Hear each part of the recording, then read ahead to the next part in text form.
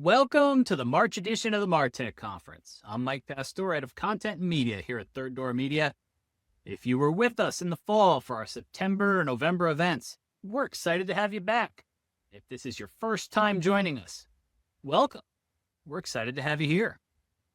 Before we begin, a big thank you to our sponsors who make this event possible. Also, a quick reminder for you, whether you're at home or in the office, take a second to rate each session you attend today, because it's your feedback that helps us create better events for you in the future. As you've probably noticed, we're introducing something new at this conference, a special experience we're calling the Vibe Marketing Lab. We've assembled a team of marketers who are firing up their AI tools and rolling up their sleeves, and they're going to vibe their way through marketing projects on behalf of a nonprofit called Harlem Grown, which inspires youth to lead healthy and ambitious lives. To tell us a little bit more about Harlem Grown, here's the co-founder and CEO, Tony Hillary. Hi, my name is Tony Hillary, and I always introduce myself as the accidental founder and now CEO of Harlem Grown. Harlem Grown is a 15-year-old nonprofit tackling the inequity and the injustice in not only substandard education, but nutrition in underserved communities in New York City. We like to say we plant fruits and vegetables, but we grow people.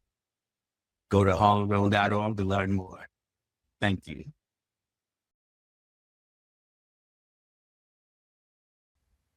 Throughout the day, we're going to check in on our Vibe marketers and chart their progress. And during our last session of the day at 3:30 Eastern, several Vibe marketers are going to join us to talk about what they've learned, to see what they've built for Harlem Grown, and to explore how you can use Vibe marketing strategies in your organization. You don't want to miss it. And now, I have the pleasure of introducing today's first panel, Break Out of Data Prison with a Strategy to End the Silos. This panel and all the panels that you're going to see in today's event will be immediately followed by audience Q&A. So just put your questions in the chat and we'll get to as many as we can. I'm going to turn it over to one of our moderators for this session, Cyndi Greenglass, President of Livingston Strategies. Cyndi, take it away. Hello, welcome everyone, and welcome to the Breakout Data Prison with a Strategy to End the Silos. My name is Cyndi Greenglass, President of Livingston Strategies, and I'll be your moderator today. We've got a great discussion and lineup for you, and joining me are Dan Dipiazzo, Chief Marketing Experience Officer with the Georgia Aquarium. We have Zack Wenthe, who is Director of Product Marketing and Customer Data Evangelist at Tealium, and AnnMarie Willis, who's CEO of Leverage Labs. Welcome all. As a reminder, if you have questions or comments during the session, please drop them in the chat, and we'll do our best to address them during the Q&A session that we'll have later on. To kick things off, I'd like to ask our panelists and just have a general question for you. Can each of you share your perspective on the state of data silos and how you see them today? And Zack, maybe we'll start with you. Yeah, sure.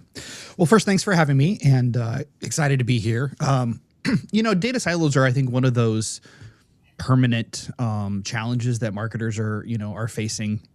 It's not a new topic, but it's kind of the ever persisting challenge that we face. And the reality is there's always going to be new destinations, there's new channels, there's new ways to engage with customers, and that's going to create new sources of data and obviously the potential for, new silos. I think the challenge as marketers is we need to have a framework and a process to manage those when they come in so that they don't become a kind of compounding effect and grow over time. So hopefully that's what we'll chat a little bit about today. Great. AnnMarie?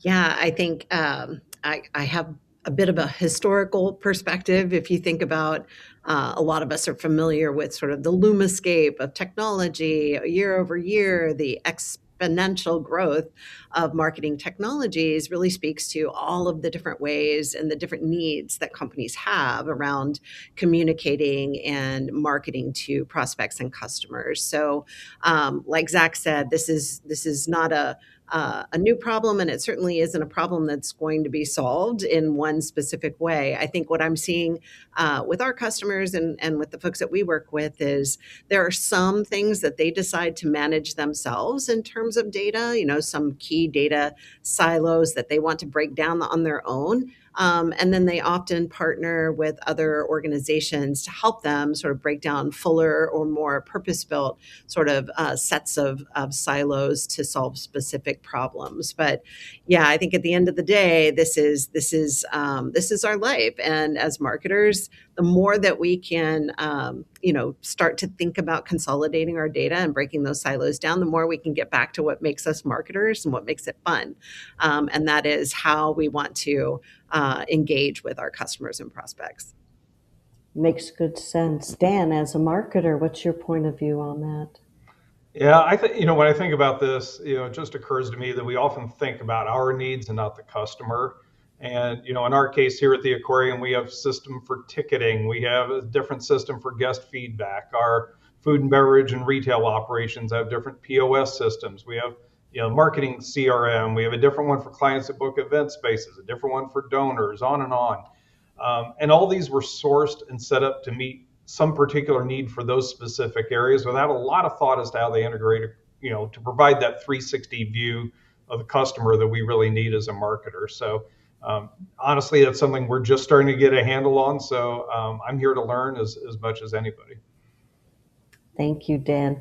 Now I'd like to ask the audience if you'll take a quick poll for us so we can kind of ground ourselves to see how you feel about your current data journey. So please, we're going to launch that first poll. And I'm going to ask you to participate and give you some direction on how to do that. You'll be asked to join the audience to participate. Please enter your first name and click on the Join Audience button. Then click on the polls icon in the top right corner of the video screen. You'll see the poll come up in the right side panel of the video window, and please select one option. You'll see expert, some success, early, or not started on your data integration efforts. And we'll wait about 20 seconds, give everybody a chance to respond. I'm going to just repeat that one more time so you all have that instruction. You'll be asked to join the audience to participate, enter your first name, click on the Join Audience button, click on the poll in the top right corner of the video, and when it comes up, make your choice. Choose one only, please. Can't wait to see the response. And the answer is... Okay, awesome. Well, we have most of you, 54% say some success, and look at that, we have another 41 that are early. And as we expected, we don't have a lot of experts. And so this is a perfect time for us to kind of talk about what's next. How can you help professionals make more progress towards this vision of success? And Dan, maybe we can start with you on the journey and where have you been and how you can relate to those on our poll. Yeah, well, I'm glad to see there's not a lot of experts because I think a lot of us are probably in that bucket. So, as I mentioned earlier, we're really still in early stages ourselves. We've been working on a customer data platform for the past 2 years and really just starting to realize some of the benefits of that. And, my best advice at this point is really that assume it's going to probably take longer than you hope it will. Assume it's probably going to be harder than you think. But it's really better to do it right than to do it fast and make sure that you get all that data connected the way you want. And as a marketer, not a technology expert by any means, I would also say to ask a lot of questions. Make sure that whatever solution that you're implementing will really do what you want it to do and help you realize that vision that you have. Great insight. Thank you, Dan. AnnMarie, would you like to add on to Dan's thoughts? Yeah, Dan, those are some wise words. Taking a little extra time, thinking a little bit more deeply, very wise. So my organization, we work with customers to organize customer data. We've used and practiced a lot of different technologies around this.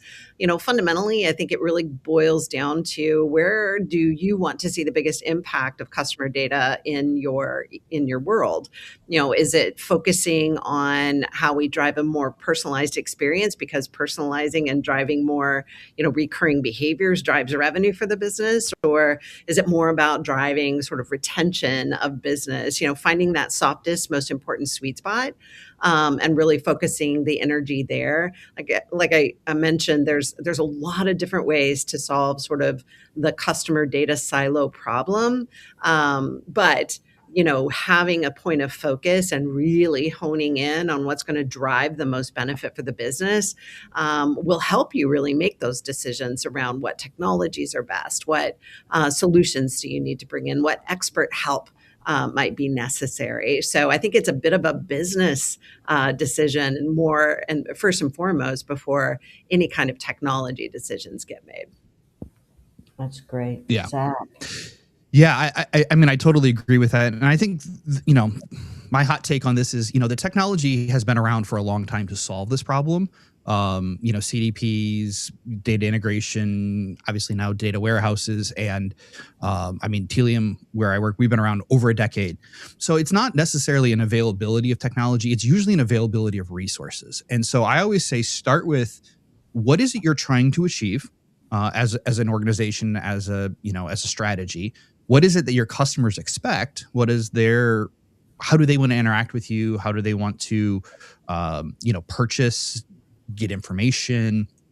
Obviously, if I'm buying tickets and the only option, Dan gave me was to walk into, a box office, that would be a friction point for a consumer, right? So obviously having online ticketing, having all those, channels are important to the consumer. And so when you pair those together, what do I want to achieve? What does the consumer expect? Then you have to ask the hard question is, what can't we do today? What data do we need? What information is necessary to accomplish that? And that usually gives you a starting point and that kind of working list of where you're going to have the biggest impact kind of early on. And you may not solve it all, and you may not need to solve it all because there's a diminishing returns on some points of data where breaking down that silo does it always have to be together? Not necessarily, especially if there isn't a consumer impact to a lot of it. And as fast as things change these days, that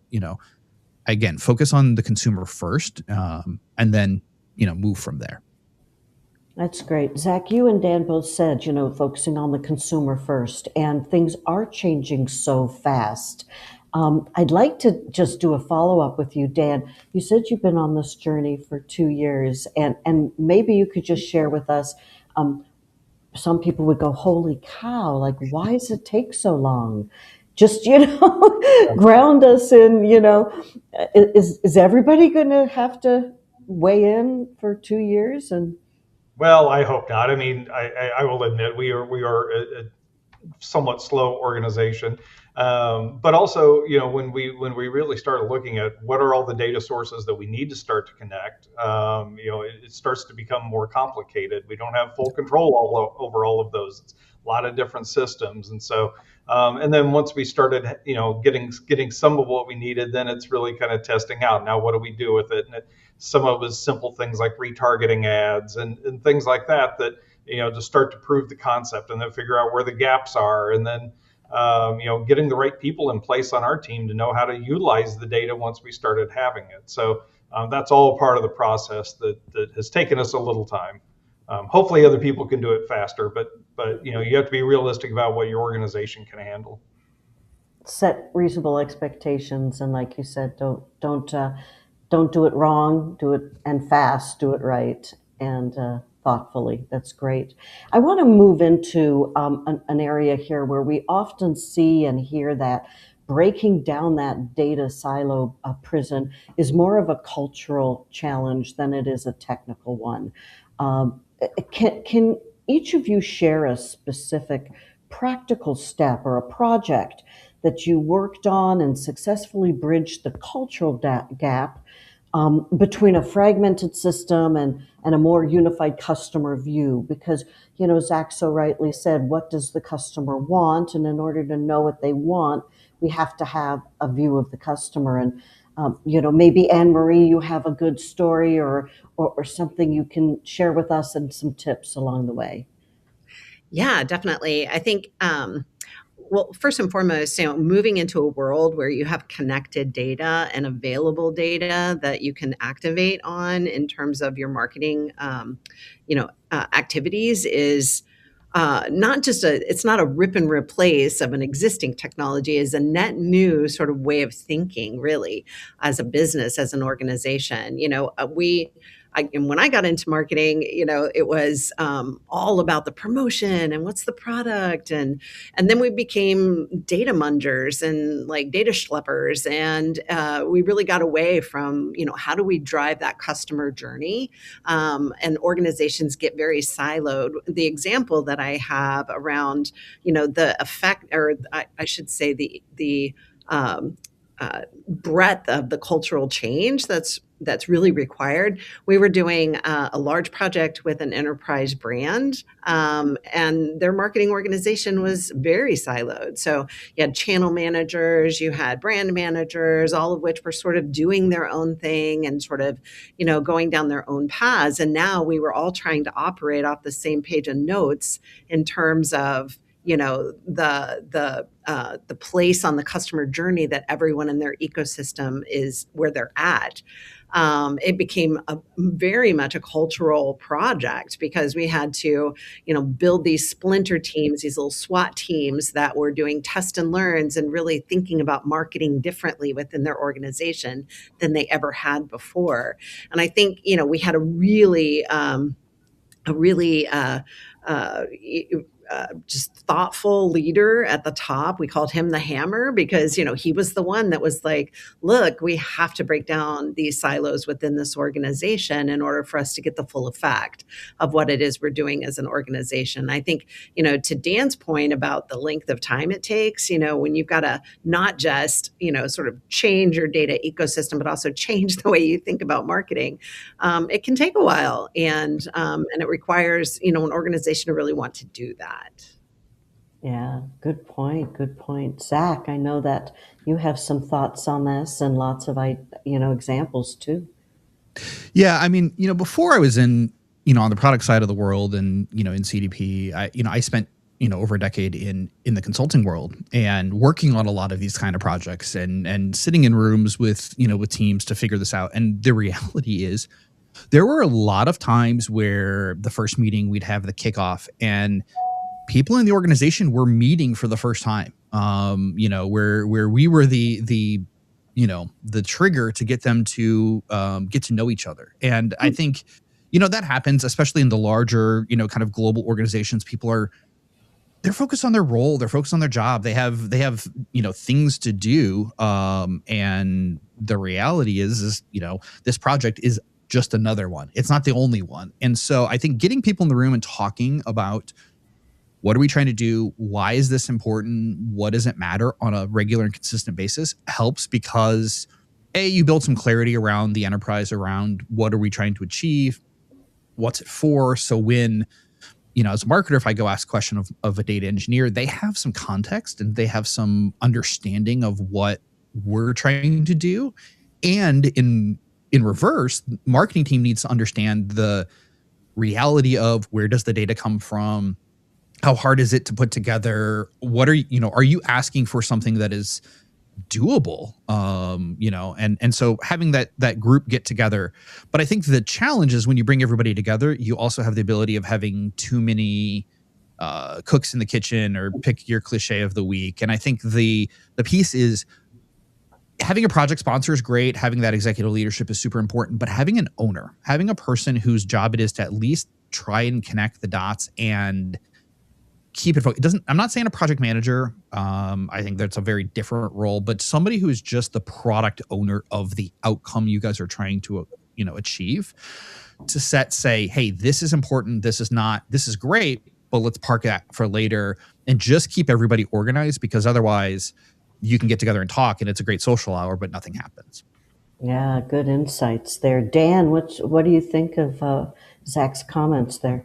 Yeah, well, I think he and AnnMarie both bring up a really good point, which I've thought a lot about in my role again as kind of the CMO, and again, not the technical expert, but I think a lot of times we blame technical limitations. Well, we can't do that, the system won't let us do such and such, when in fact we probably don't know what we would actually do if we had the data that we needed. And sometimes that's a matter of skills and training, just knowing what to do, but also it's a matter of organizing the team, so that you can work in a way to take advantage of whatever your newfound capabilities are. If you can start to do, personalization the way you want, do you really have the infrastructure? Do you have the people in place to execute on that, to do 16 different versions of something if that's what you need to do? And, I just see my job as the leader of the team is really just to help connect those dots. I'm not an expert in anything myself, but hopefully I have the big picture view to be able to connect the people that need, who needs to talk to whom, who has the data that someone else needs, and, what groups can support each other to make this all happen.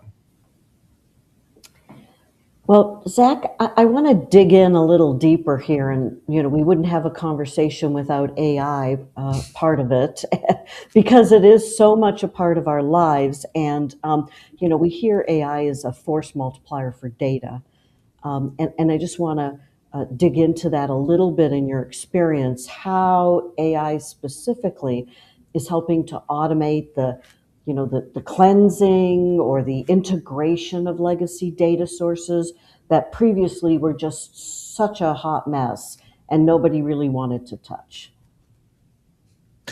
Yeah, I mean, I think we have only scratched the surface of how enterprises are going to benefit from AI, and obviously some of them are very large and grandiose, but I think there's so much opportunity for small wins. And the reality is, all these projects, all data silos, all marketing projects that are dependent on data, all require good data.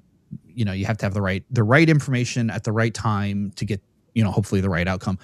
AI is the exact same way, right? AI needs good context, needs good information. And so as enterprises are getting very excited about AI projects, breaking down the data silos becomes a very important barrier or opportunity to accelerate those deals. And so I think, break it up into 3 buckets, because I think AI is such a grandiose and broad kind of topic, but there's operational efficiency, there's data improvement. For example, if you have a whole load of data and, having an analyst or an engineer write a bunch of queries to go through and parse it and cleanse it and transform it, when AI can go through and label and, identify what it is, it moves the needle very, very quickly to getting past some of those barriers that cause a project to be a 2-year project, as opposed to a 90-day fast start with, then iterative cycles afterwards, because you get over some of those big hurdles that are, old legacy systems, old legacy data that's hard to work with. AI has that opportunity to kind of be that door opener, if you will. So we have to start with clean data in the first place. Is that a takeaway Absolutely. as well? All right. Yes. AnnMarie, I see you nodding there. Share with us some more. Yeah, for sure. Clean, I would also say complete. A lot of where we see and are using AI to add value is around analytics, really predictive analytics, advanced analytics, modeling, segmentation, things of that nature. And if the data set is incomplete of the variables and the components of data that are valuable to one of these AI exercises, then you're making assumptions based on a fraction of the picture. So we're seeing some real value in AI sort of making or completing and making assumptions around what data should be filled in within customer data records, so that we can have a more complete picture. So that's something that I think is really exciting.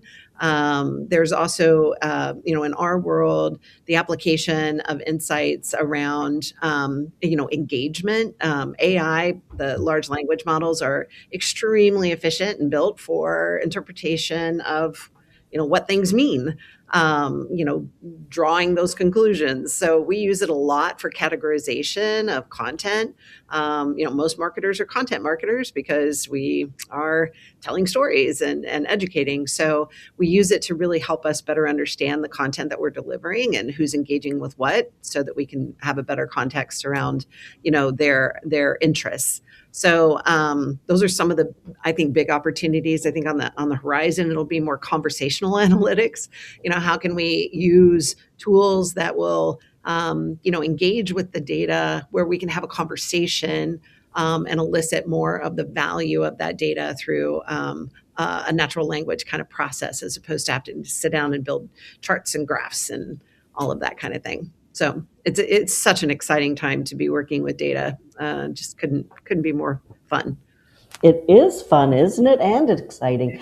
Dan, have you had some experience with AI yet and using it internally with your team?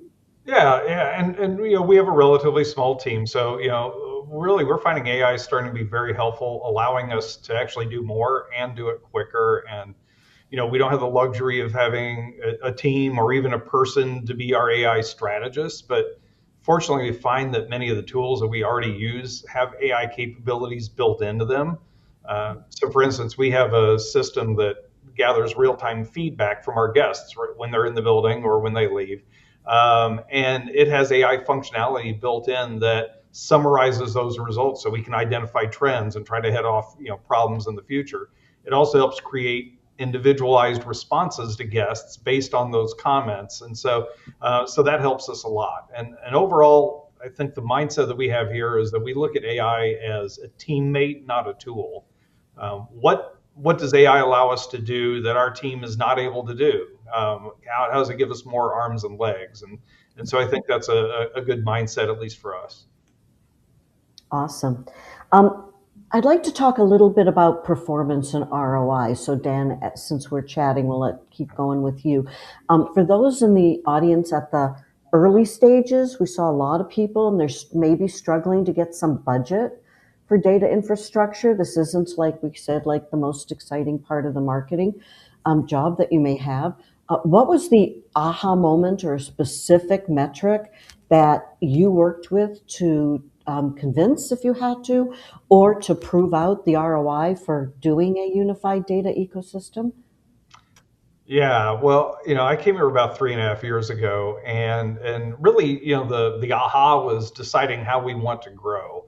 And when I got here, we were spending almost 100% of our marketing budget on acquisition, mass media, mass marketing, filling the funnel, and just consistently doing that. And that's a very costly way to do business, and especially when you have a smaller budget. So, really it was saying, to be more effective, how can we, invest in data capabilities that allow us to efficiently remarket to the people that we know, and get them to come back through direct targeted means, and then use a more limited amount of acquisition media and marketing to attract new customers. So it was really changing that orientation that made us say, well, we need to invest in the data and get a handle on how we use that, because ultimately that's how we're going to be more efficient and more effective in our overall marketing spend.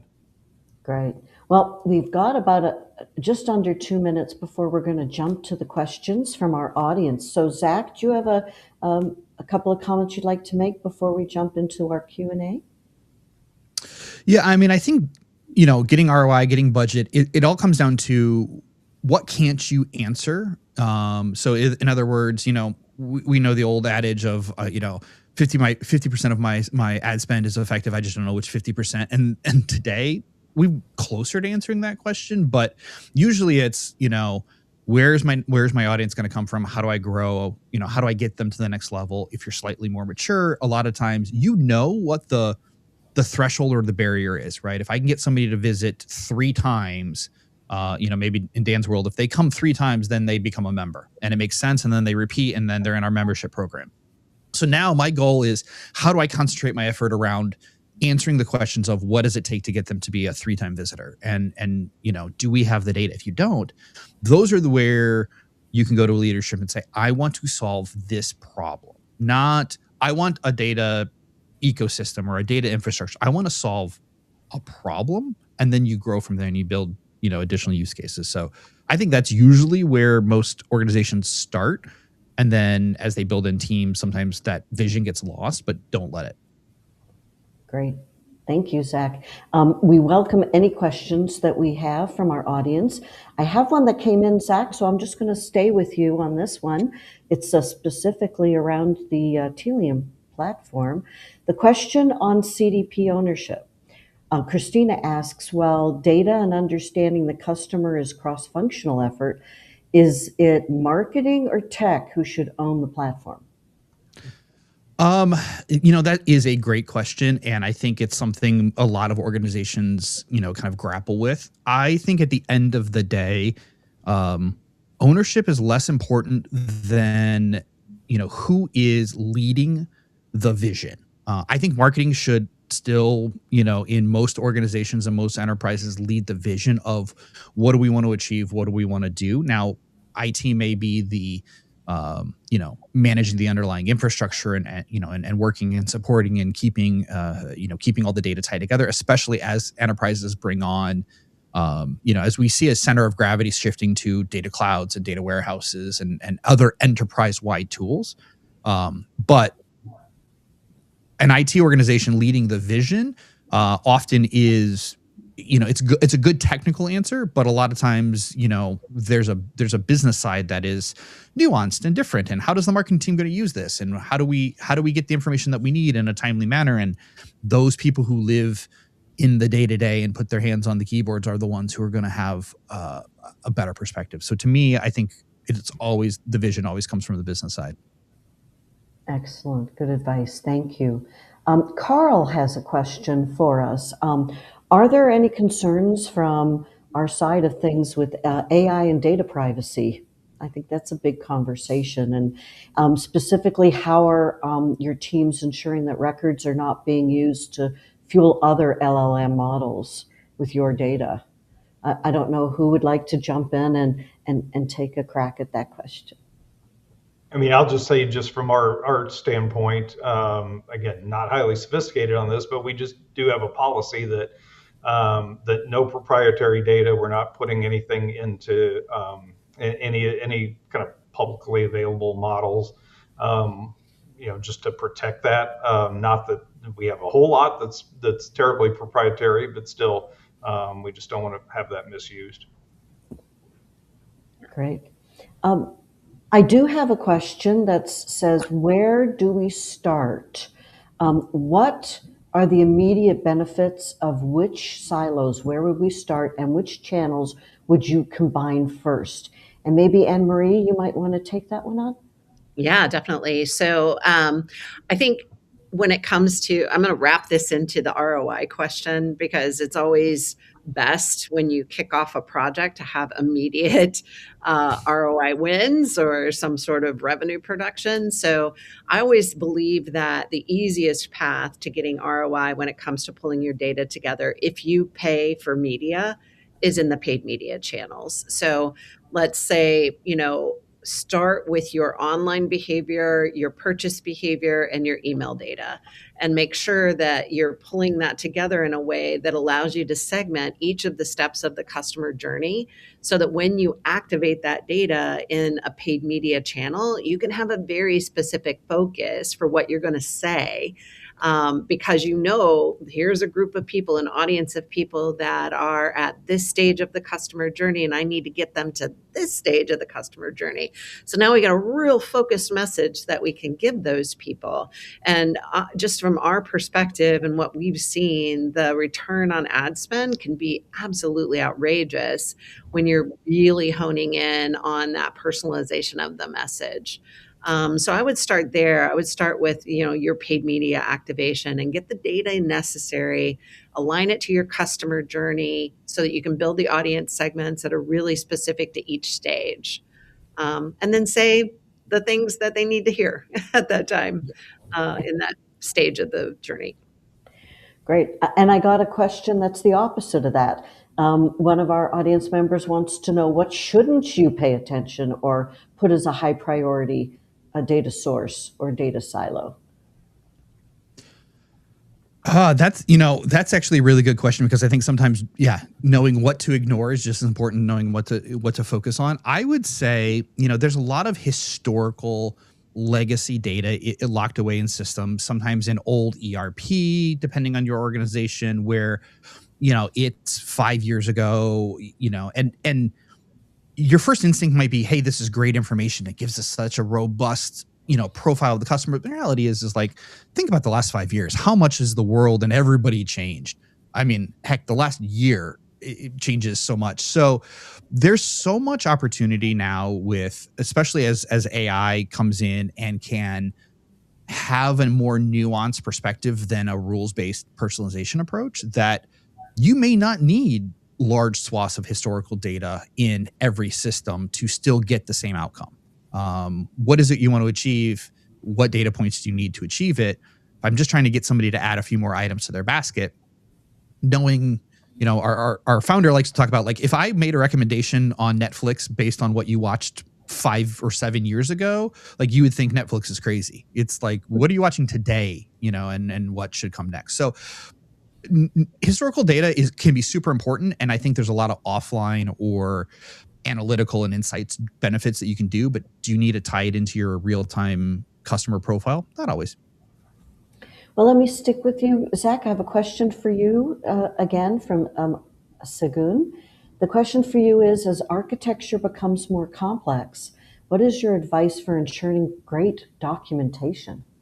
Ooh, that is a good one. Yeah. So I think a couple things. One is, don't be afraid of AI in this one, because as you are building things, if you're commenting on what this thing is doing, or if you're leaving notes, leaving basic breadcrumbs of, what this tag is meant to do, or what this campaign was meant to do. Now, your AI tools can start to help you kind of unlock and change, right? We see people doing vibe coding, and a lot of the headache that comes with vibe coding is the LLMs themselves trying to understand what is going on in the code, right? So if you're documenting your code and keeping some notes, then all of a sudden it becomes a whole lot easier.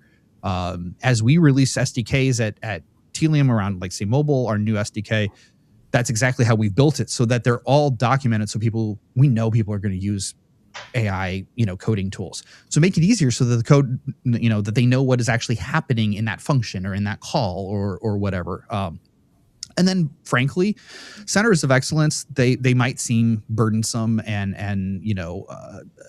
heavy to some organizations, but I think getting together at least on a regular basis and just talking about, again, go back to get together and talk, tell each other what you're doing, helps know what is important and what should be captured, and then record the meetings, put it in meeting notes, keep a repository. All of a sudden now you have a knowledge base for AI again. I mean, there's so many different ways to simplify that process.